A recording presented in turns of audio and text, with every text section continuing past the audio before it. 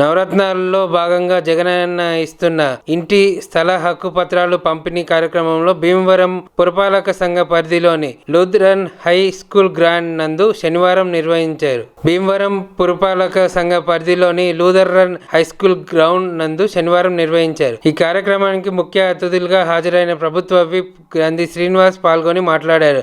తమ ప్రభుత్వ హయాంలో జరిగిన అభివృద్ధి పనుల గురించి ప్రజలకు వివరించారు.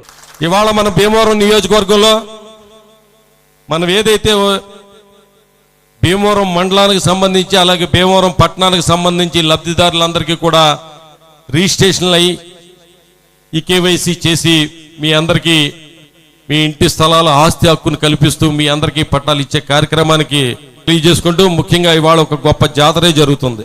మన జగన్మోహన్ రెడ్డి గారు ముఖ్యమంత్రి అయిన తర్వాత మా ఆయన్ని పట్టుపట్టి ఏరియా హాస్పిటల్ ఇవ్వండి అంటే కనుక 4 ఎకరాల స్థలం కావాలంటే కనుక మన ప్రభుత్వ భూమి ఎక్కడా లేదు. 4 ఎకరాల భూమి సొంత భూమి కొని ఏరియా హాస్పిటల్ కోసం ప్రజలకు చేసింది నేను.